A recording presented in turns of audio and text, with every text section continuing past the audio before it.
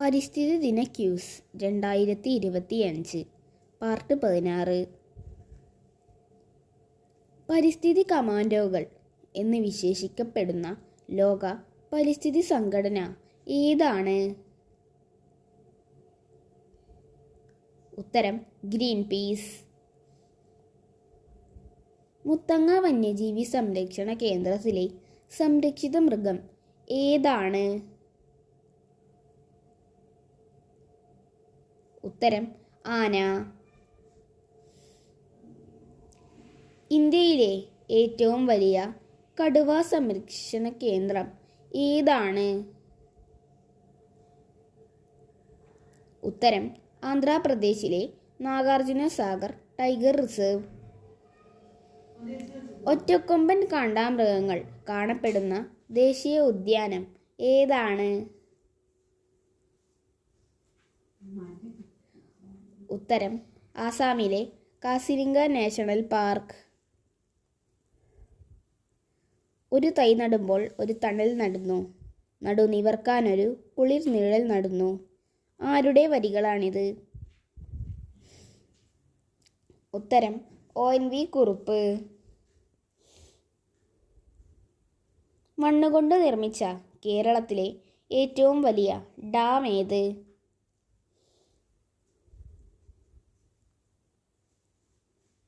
ഉത്തരം ബാണാസുര സാഗർ ഡാം. മരം മരിക്കുന്നതും മനുഷ്യൻ മരിക്കുന്നതും ഒരുപോലെ. ഇത് ആരുടെ വാക്കുകളാണ്? ഉത്തരം സുന്ദർലാൽ ബഹുഗുണ. കേരള കാർഷിക സർവകലാശാലയുടെ ആസ്ഥാനം എവിടെയാണ്?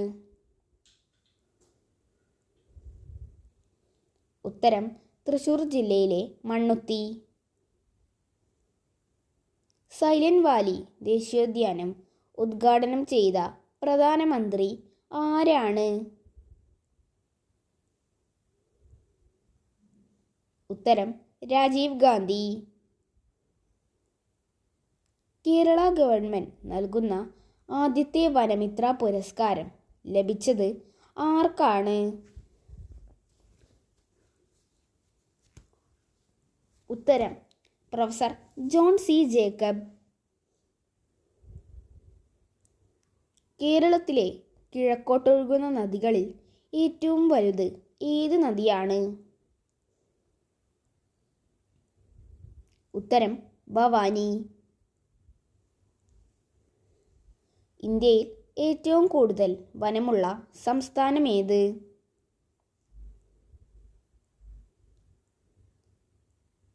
ഉത്തരം മധ്യപ്രദേശ്. ഭൂമിയിലെ എല്ലാ ജീവജാലങ്ങളും ഉൾപ്പെടുന്ന മേഖല ഏത് പേരിൽ അറിയപ്പെടുന്നു? ഉത്തരം ബയോസ്ഫിയർ അഥവാ ജൈവമണ്ഡലം. ഇന്ത്യയിൽ ഏറ്റവും കൂടുതൽ വംശനാശ ഭീഷണി നേരിടുന്ന വൃക്ഷം ഏതാണ്? ഉത്തരം ചന്ദനം.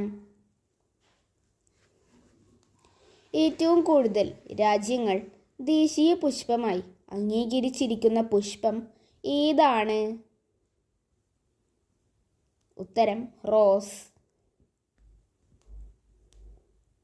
പരിസ്ഥിതി സ്നേഹികളുടെ ബൈബിൾ എന്ന് വിശേഷിക്കപ്പെടുന്ന പുസ്തകം ഏതാണ്?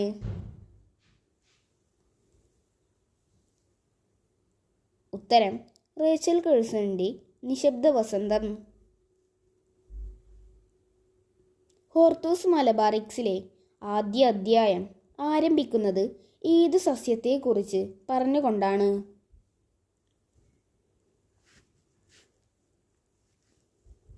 ഉത്തരം തെങ്ങ്. ഒരു വൃക്ഷത്തിൻ്റെ പേരിൽ അറിയപ്പെടുന്ന കേരളത്തിലെ വന്യജീവി സങ്കേതം ഏതാണ്? ഉത്തരം ചെന്തുരുണി വന്യജീവി സങ്കേതം. മലിനീകരണം ഏറ്റവും കുറവുള്ള കേരളത്തിലെ നദി ഏതാണ്? ഉത്തരം കുന്തിപ്പുഴ.